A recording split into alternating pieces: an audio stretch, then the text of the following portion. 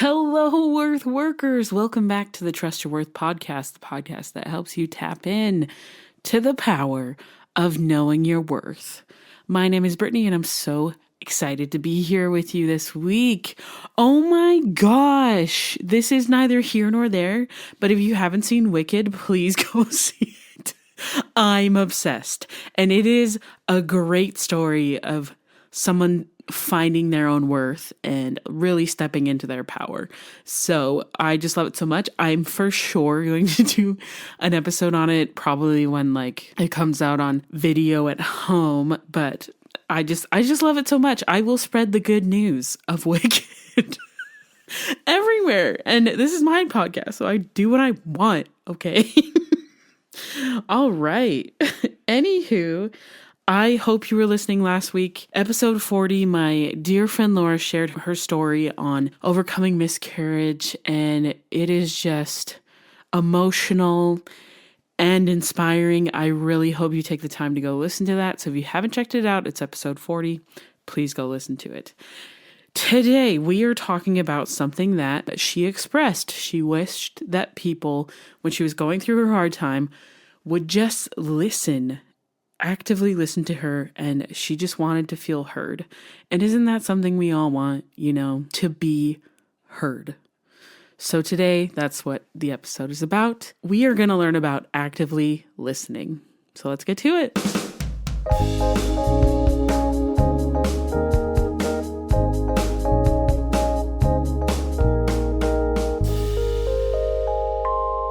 Okay, so Simon Sinek, I think that's how you say his name. I'm sure you've seen him around on social media. He's a very inspirational dude and knows a lot about communicating. And in his video titled The Art of Listening, he says, listening is not the act of hearing words. It is the art of understanding the words that are being spoken. So listening to understand is so important. Another resource I found is from my girl, Terri. I'm going to link her video that I watched in the show notes, so please go check it out. But she talks about the distinction between a dialogue versus a debate, and how these days we really are just debating. You can't have both. So a dialogue is where you are communicating, you're listening to understand. Whereas a debate, you are listening to win. You are trying to win that argument, that criticism, defensiveness, whatever it may be. You're not talking to be heard, or maybe you are trying to be understood, but the way you go about it when you have a debate, I feel like in the end, both of you lose, because you did not go into that conversation with the intent to understand. And that is what really is the key, that if you are going to actively listen to somebody, it is very important that, okay, I'm here to try and understand. I'm here to listen and understand this person. I am being present, which we're going to talk about in a bit. But there are things you can do to be in the moment so that the person you are listening to feels heard, feels understood. Isn't that what we really want? We don't need someone to solve our problems for us. We don't need advice. Sometimes we just need to vent. Sometimes we just need to talk it out. And we just don't understand ourselves until we've spoken about it with someone else. And we just need someone to create that safe space of being able to listen. So when you are about to get into a conversation, people really notice your body language. So let's start there. So your body language you have to be focused on the person you're talking to. So that means eye contact. And I'll tell you right now, I'm awful at eye contact, only because I think in pictures. So if you're talking to me, I have to look away because I'm picturing the story you're telling me. I'm visualizing it in my mind. So I have to look away from you to do that. But I will always try to come back and engage. So face the person as much as you can that you're listening to. You're looking for eye contact of about 50 to 70%. Because if you stare into their soul, you're going to freak them out. Especially if you're just trying to get to know them, like a little intense. We don't have to be too intense. Way too much eye contact definitely makes people uncomfortable. But be there. And another important piece to the not having distractions around you is a phone. You need to put it away. Don't even, okay, I saw this in a reel. I'll do my best to find like the actual science behind it. But if your phone is on the table, let's say you go out to eat, that phone is already diminishing your connection significantly, because if it's in your line of sight and that other person you're trying to talk to is going to be looking at their phone at some point, even if they're not, even if it's upside down, like you're looking at the back of it where the camera is, it still diminishes your connection. And imagine trying to have a conversation with a significant other and their phone is next to them. Like, that's already going to create distance between you two. And imagine having your phone out with your kid when you're trying to talk to your kid and you're looking at your phone. So, and imagine that compounding over years of time, that you feel less connected to those people who are on their phone when you're trying to talk to them, or if they even have it out. So I just personally, it does bother me when people are on their phones. I mean, like, if you have agreed, you've had like, just like, sometimes after I've been to a concert and I'm just like way overstimulated and I'm with my bestie and we've just been at a concert and we both are just like, oh, we need to, like, I can't talk to anyone right now. And like, we both agreed, like, yeah, we're just going to veg out on our phone because like trying to have a conversation is just not happening at the time. We're just overstimulated. So yeah, but like we both agreed upon it, or like sometimes she lets me know she's overstimulated. So that's helpful for me because I know she's not, like, she wants to be connected to me, but like I can understand like she just needs that time to recenter. But ideally, pretty much every time I'm out, I really do try to put my phone underneath the table so nobody can see it, or in my pocket, because it does create distance within your relationships and especially within communication. So put your phone away, put it out of sight, out of mind. If you want to be able to connect and to be a good active listener, you need to have your distractions gone. You need to be present. And that's probably number one, is to just be present. And this can take practice, because I know sometimes I'm listening not to understand, but I'm listening to be like, oh, I'm going to remember that so I can talk about that point because I just went through that. Oh, I'm going to remember what she just said there because I know how to get through that and I can give her advice on that. I'm going to remember this problem she said because I know how to fix it. No. No, I'm not. Don't try and think of things to say. Just listen to the words that are happening and take them in and listen to understand. You're going to hear that a million times today. But yeah, be fully present. It takes practice to try and cut out distractions, to focus on the person. That's why I think looking at them and being present with them and their emotions is gonna help you. Be present. So let them have your full attention and try and shut down your inner dialogue. Don't think of saving things to say, just take it in, okay? Secondly, pay attention to nonverbal cues. So when you're active listening, show the person you're tuned in with your body language by locking in, taking a look at them.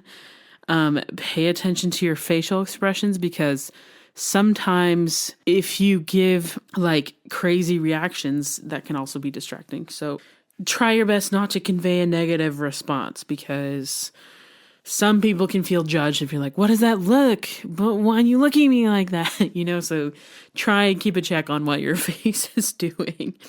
And if you don't know what you're looking like when you're listening to things, maybe put on a conversation or a podcast. Dating Detectives is a great one to listen to, because there's some crazy stuff there and like you're going to have some reactions. So you can practice like, I don't know, navigating your reactions, because sometimes a big reaction is warranted. Like, oh my gosh, so-and-so cheated on me. Oh my gosh, that's crazy. Like, of course you're going to have a big reaction to that, but like in conversation, just like, how was your day? You're not going to react super big to be like, oh, it was great. Yeah. Oh, great.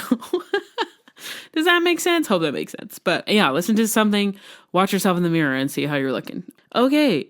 Next thing, instead of asking yes or no questions, ask open-ended questions so that they can reflect, and so that you can kind of get to the bottom of what's going on. It's like your mind, like if the ultimate goal is for them to feel heard, like then they just need to get everything out. So if you interrupt them, or if you stop the conversation before they feel like they've been heard, that can feel really dissatisfying. Like that's happened to me a couple times. I'm just like, oh, this is saying everything I wanted to say. It's like, well, I'm done with that conversation. So you can ask, like, was there anything more you wanted to say? Can you tell me more about that? What did you think about that? What do you think the best path is moving forward? Or how do you think you could have responded differently to that? So open-ended questions so they can continue talking about it until they feel that they have expressed everything they've wanted to. So open-ended questions that encourage thoughtful responses is what we're looking for.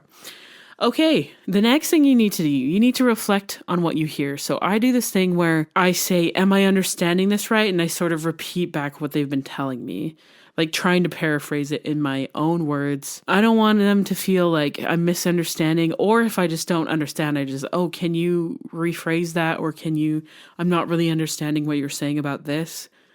Great, got it. So asking questions when the time is appropriate, like wait for a natural pause. Because, you don't, like I said, don't interrupt people. Or so say things like, so what you're saying is, or I'm hearing that you're feeling this way, and try and summarize. And if you don't know, just ask for clarification on things that you think you're not understanding from what they're saying, and then let them clarify. Okay, the next thing you need to do, be patient. Don't be afraid of silence. Just sometimes they need you to sit in their silence with them. Sometimes you're both thinking about what was said. I know for me, I'm a people pleaser, and I want people to be happy. And if I can fix things, I'm a fixer. If I can get in there and I know a solution, I'm going to do it. But that's not always what people need. They just want to be heard. So don't go in there in the silences with like, well, maybe if you did this, like that could work. Or like in Laura's case, when people were like, oh yeah, my one friend did this. And I know you're just trying to relate. You're trying to say things that happened to you so that you can relate and connect to this person. But usually in the moment, that's not what they need. Just remember that the goal is for the other person to feel understood, to feel heard. So if that is your ultimate goal, you are going to be okay in the pauses. You're going to be okay with the silences. So hang in there and be patient and just listen to understand, not to respond. So don't be preparing your replies while they're talking. Think about what they're saying to you. Also, don't change the subject too abruptly. I've made this mistake because mostly I'm like processing sometimes what they're saying. So I just change the subject so I can like sort of have time to think about what they just said. But then the person is like, what? Were you even listening to what I'm saying? Like, okay. And then they don't feel like they were heard because they didn't get to say everything that they wanted to say about whatever we were talking about. So try your best. If you need a pause, you can just say, hey, just give you a minute. I'm just processing what you told me. So I do want to respond to this. I just need to think about it for a little bit. And that's okay. Or maybe if you do need to say, change the subject, it's like, hey, I know that's important to you. I'm just going to think about it and process it, and I'm going to come back to it. But I just need a little bit of time. Not too much time. And don't take too much time, because like, I know for me, when I say something that's important to me and I really want to know their opinion, like I'm on the edge of my seat until they say how they feel about it or what they think about it. So don't take too much time. Another thing we can do to actively listen is to withhold judgment. So try and remain neutral and non-judgmental. And that's going to be important. So try and remain neutral and non-judgmental, because this is going to create an environment of safety and trust where the other person can feel like, okay, I'm safe. I can talk about these things because that friend doesn't judge me when I say some crazy, crazy stuff. Like, they don't want to be shamed or criticized or blamed. They just want to say what they're thinking and not feel like a crazy person, because that sucks when you're like sharing your heart and soul, or you're curious about something and the other person just makes you feel stupid for it. Like, that's so frustrating. Don't want to talk to those people anymore. I need a place of safety. And so that just sort of goes with like what type of conversations you're having. Like, obviously on a first date, you're not going to be going all out on like your deepest, darkest secrets. Have some boundaries, but like, for your close friends, like, hopefully they create a safe environment where you really can just be yourself and be free in what you say, that you don't feel judged after saying the things you're saying. A way you can be less judgmental is to express empathy for the person or their situation. Like, I'm so sorry you're going through that, or like, I'm so proud of you for getting through that. Like, you're really strong and it freaking sucks that you had to go through that. Like, that's not fair.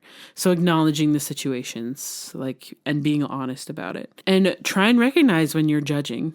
Like, when you have thoughts and like, oh, I would never do that. Like, that is a judging thought, and don't share it. Maybe keep it to yourself and recognize like, oh, why am I judging? Is this triggering things for me? Like, I'm going to store that for later and reflect on why I felt so triggered in this conversation. But it's not something that they need to hear. Only if they ask about it, or if they want your opinion. Just wait for them to ask.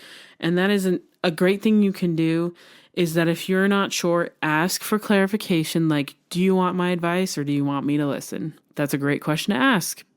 Or wait for them to like ask you for what you think about it, because some conversations can be so hard. But if you're honest about like, hey, this is going to be a hard conversation. It's something I want to have with you because I care about this relationship, and I don't think this relationship can move forward without us having this hard conversation.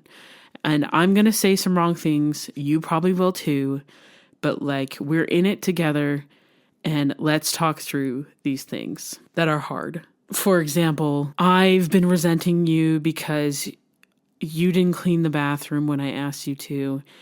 And I'm really just frustrated because it feels like you're not prioritizing me, and it's hurtful to me that you didn't clean the bathroom.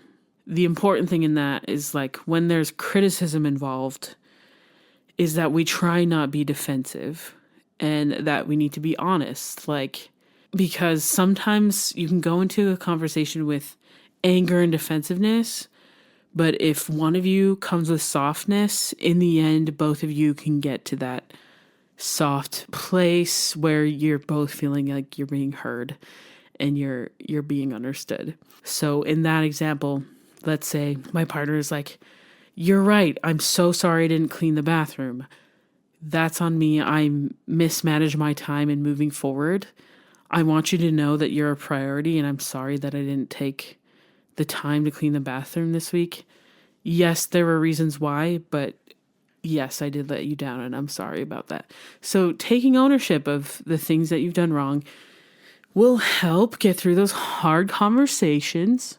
And it's also really important that when you do have hard conversations, or you're in those places of defensiveness and resentment, which will probably be an episode in itself, but when you have resentment, or you come from a place of defensiveness, when you're not open to be understood, then that means you have to go and do your shadow work. You have to go work on yourself. Like, oh, why am I coming into this conversation being so defensive? They meant me no harm when they asked me to do something a certain way, but I immediately was angry about it. So I have to know that that anger has to do with me. It has nothing to do with what they asked me to do, especially if it's like something like, oh, clean the bathroom. No, I won't. What? I can do that. I have time to do that. What? So sometimes conversations can be hard and they can bring up hard things. But the cool thing, the amazing thing about active listening is that it can heal both parties. So Simon Sinek, again, I'm going to link to this video. It's so great. So he talks about this woman named Dia Khan, and she was a Muslim woman who was basically attacked online by white supremacists. So she went to the white supremacists and said, tell me, what's going on? What do you want to say to me as this Muslim woman? And these white supremacists just went off on her. They said, I hate you because of this. I can't stand that you do this. And all she did was listen. And you know what happened? It's so cool. Those people who felt heard by her ended up having nothing to say once all their anger was out, and they ended up becoming friends. The white supremacists ended up leaving their groups because they could no longer agree with the rhetoric of the white supremacists because they had this friend who was of a color, and all because she listened. So that's what is so cool about listening, is that if you go with the intent to understand someone, to really hear someone, that even if they're upset or angry at you, it's going to heal both of you. Like, what? You want the power to heal relationships? Start by listening. Start by really listening. And I hope that you use this tool to help you strengthen your relationships, because as much as I talk about how you really don't need anybody to step into your power and to know your worth, we do live in an interdependent society, and you do need people. You need relationships. You need to know that you have people who you can rely on, that people that love you, because when you know you're loved, you are able to move through the world from a place of safety. It's almost like you don't need that validation of worth, but you have it when you know that you can count on and rely on people, and that people can trust you. Like, I think that is one of the great qualities I admire in people, is that people who are trustworthy, who are reliable, I love them. They're great. Why? Because most times people who are trustworthy trust themselves. People who are reliable can rely on themselves. And that is something that will help you to tap into your worth, to know your worth, is moving from a place of I'm listening to win to I'm listening to understand. Whew, powerful, healing. Imagine what you would be like if you felt heard, if you felt understood, how you would move through the world differently. I love it. So your work this week is to pick one thing to work on to actively listen. So for example, when you are having conversations with people, put your phone away. Just hide it. Put it away. That can be something you need to work on. So maybe that will be your work this week. Or you can practice being non-judgmental. So when somebody is talking to you and you're like, oh, this is crazy, like recognizing like, oh, that was kind of a judgmental thought. Nope, just listen to what's going on and don't judge. I hope that you enjoy listening to understand.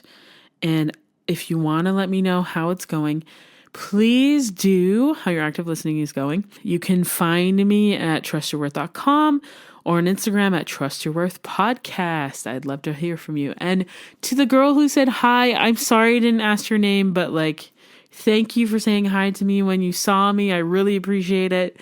And I'm so happy that you enjoy the podcast. So yes, if you see me, say hello. I'd love to meet you. I'd love to say hi. Okay. And if no one has told you today, you are so loved. You are so loved. And I hope you feel that. And I hope you listen to me and understand how deeply you are loved. And don't forget to trust your worth. All right. Thanks so much for listening. Love you. Have a great day. Bye. Also, see Wicked.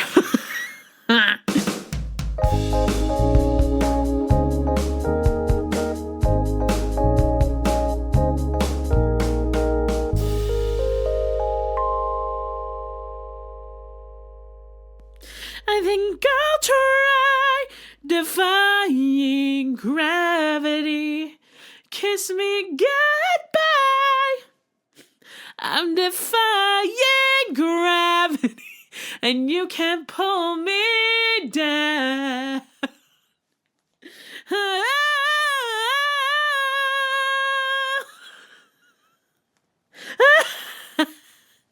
Please see Wicked. It's amazing. And please tell me what you think about it. Message me. I want to know. Anyways, wait for that episode. It's going to be magical. Okay.